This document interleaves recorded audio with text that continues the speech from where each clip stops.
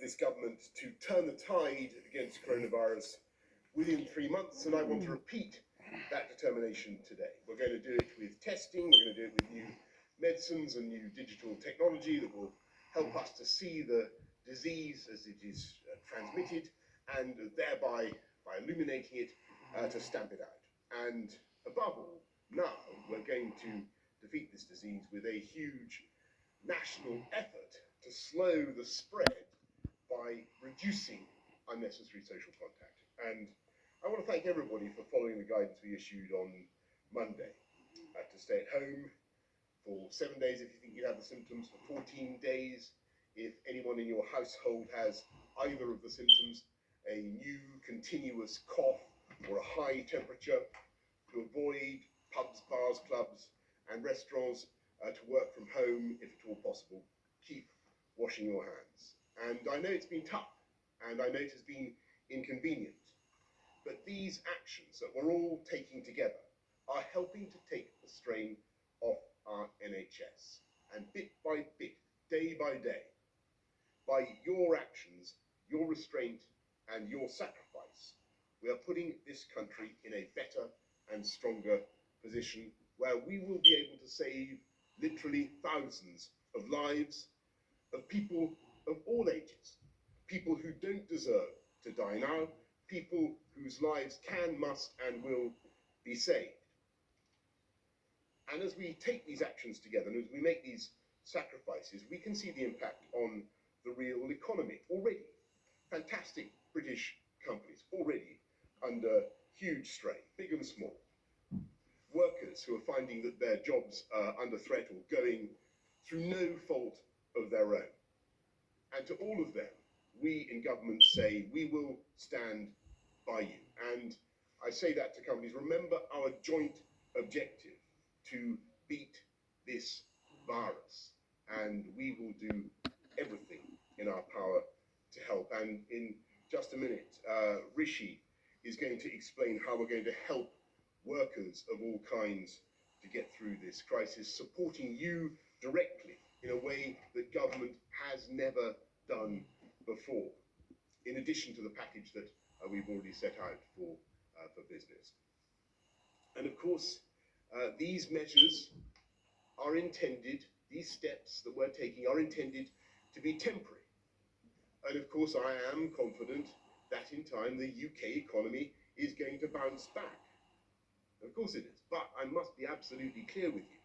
The speed of our eventual recovery depends entirely on our ability, our collective ability, to get on top of the virus now.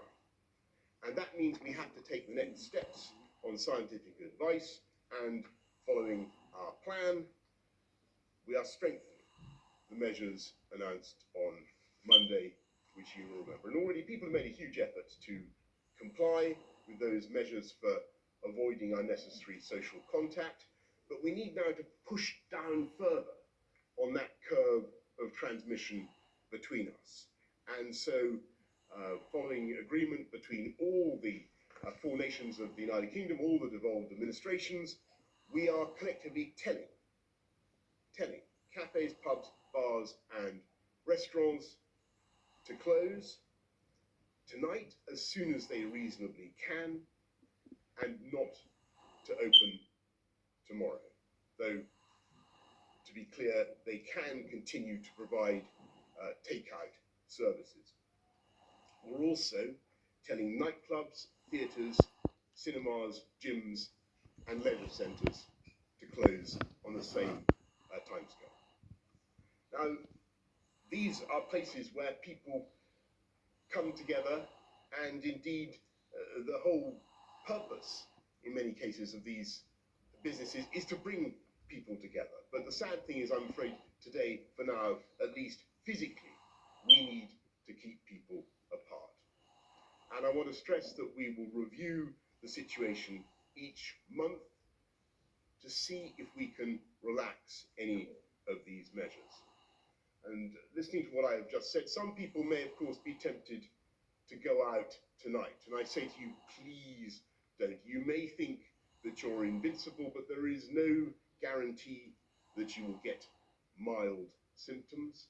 And you can still be a carrier of the disease and pass it on to others. So that's why, as far as possible, we want you to stay at home. That's how we can protect our NHS and save lives. I know, to repeat, I know how difficult this is and how it seems to go against the freedom-loving instincts of the British people. And I also know how much right now workers and business deserve the financial reassurance that we are giving. But we will get through this. We will get through it together, and we will beat this virus. And to ram that point home, the more effectively we follow the advice that we are given, the faster this country will stage both a medical and an economic recovery in full. Thank you all very much. I'm going to pass now to Rishi, who's going to explain explain the financial support for workers. Thank you, Prime Minister. Good afternoon. The economic intervention that I'm announcing today is unprecedented in the history of the British state. Combined with our previous announcements on public services and business support, our planned economic response will be one of the most comprehensive in the world. Let me speak directly to people's concerns. I know that people are worried about losing their jobs, about not being able to pay the rent or mortgage, about not having enough set by for food and bills. I know that some people in the last few days have already lost their jobs. To all those at home right now, anxious about the days ahead, I say this: you will not face this alone. But getting through this will require a collective national effort, with a role for everyone to play: people, businesses, government. It's on all of us. To meet our commitment to that effort, I am today announcing a combination of measures unprecedented for a government of this nation. Our plan for people's jobs and incomes will protect people's jobs, offer more generous support to those who are without employment, strengthen the safety net for those who work for themselves, and help people stay in their homes. The first part of our plan is to protect people's jobs. This week, the government has taken unprecedented steps to fight the coronavirus. We have closed schools. We have told people to stay at home to prevent the spread of infection. We are now closing shops, restaurants, bars. Those steps are necessary to save lives. But we don't do this lightly. We know these measures will have a significant economic impact. I have a responsibility to make sure that we protect as far as possible people's jobs and incomes. Today, I can announce that for the first time in our history, the government is going to step in and help to pay people's wages. We're setting up a new coronavirus job retention scheme. Any employer in the country, small or large, charitable or non-profit, will be eligible for the scheme. Employers will be able to contact HMRC for a grant to cover most of the wages of people who are not working but are furloughed and kept on payroll rather than being laid off. Government grants will cover 80% of the salary of retained workers up to a total of £2,500 a month. That's just above the median income. And of course, employers can top up salaries further if they choose to.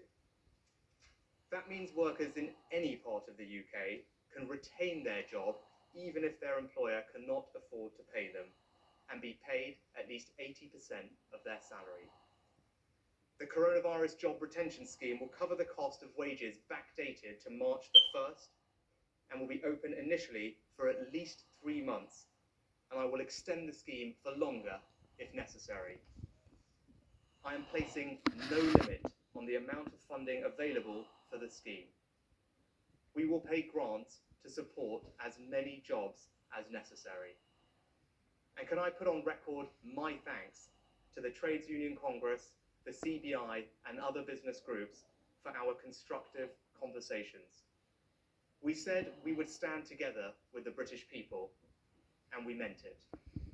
We have never had a scheme in our country like this before, and we're having to build our systems from scratch. I can assure you that HMRC are working night and day to get the scheme up and running, and we expect the first grants to be paid within weeks, and we're aiming to get it done before the end of April. But I know that many businesses are hurting now. I've already taken extraordinary measures to make cash available to businesses through loans, grants, and guarantees. I can announce today that the Coronavirus Business Interruption Loan Scheme will not be interest-free as previously planned for 6 months. It will now be interest-free for 12 months. And thanks to the enormous efforts of our critical financial services sector, those loans will now be available starting on Monday. And I will announce further measures next week on top of those the Governor and I have already taken to ensure that larger and medium-sized businesses can also access the credit they need. I'm also announcing today further cash flow support through the cash tax system. To help businesses pay people and keep them in work, I am deferring the next quarter of VAT payments.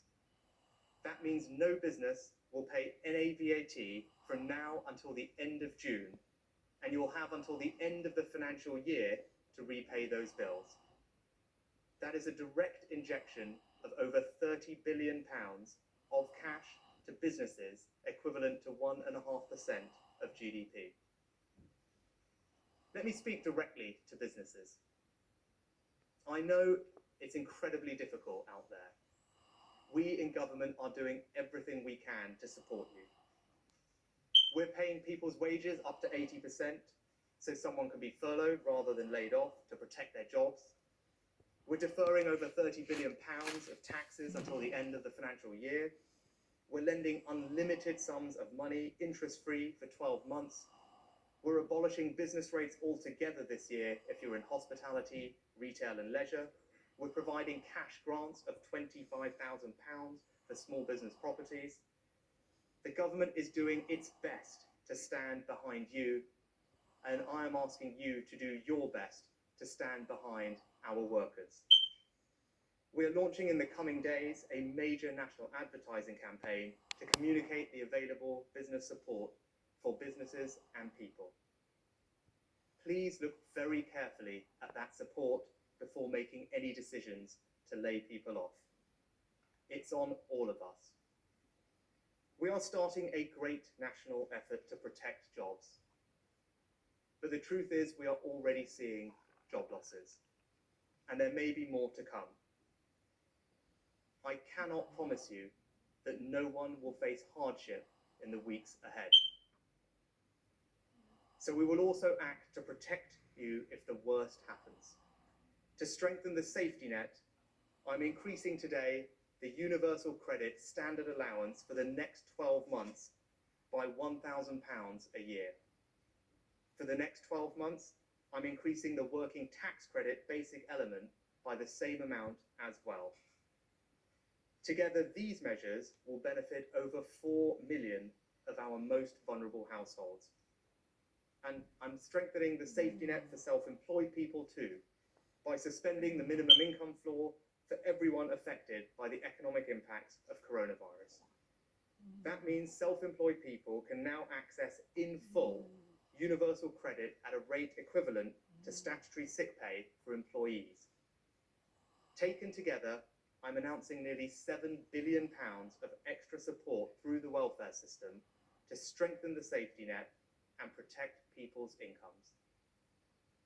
And to support the self-employed through the tax system, I'm also announcing today that the next self-assessment payments will be deferred to January 2021.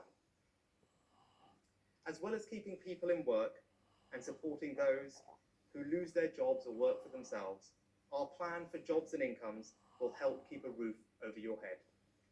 We've acted already to make sure homeowners can get a 3-month mortgage holiday if they need it. I'm announcing today nearly £1 billion of support for renters by increasing the generosity of housing benefit and universal credit so that the local housing allowance will cover at least 30% of market rents in your area. The actions I have taken today represent an unprecedented economic intervention to support the jobs and incomes of the British people. A new comprehensive job retention scheme and a significantly strengthened safety net. Unprecedented measures for unprecedented times. Let me close with one final observation. Now more than at any time in our history, we will be judged by our capacity for compassion. Our ability to come through this won't just be down to what government or businesses do, but by the individual acts of kindness that we show each other. The small business who does everything they can not to lay off their staff. The student who does a shop for their elderly neighbour. The retired nurse who volunteers to cover some shifts in their local hospital. When this is over, and it will be over, we want to look back on this moment and remember the many small acts of kindness done by us and to us. We want to look back on this time and remember how we thought first of others and acted with decency. We want to look back on this time and remember how, in the face of a generation-defining moment, we undertook a collective national effort and we stood together. It's on all of us. Thank you. Thank you very much, Rishi. Jenny, is there anything you want to say at this stage? Okay, well, perhaps you can help us field any questions from the scientific and medical point of view as they come.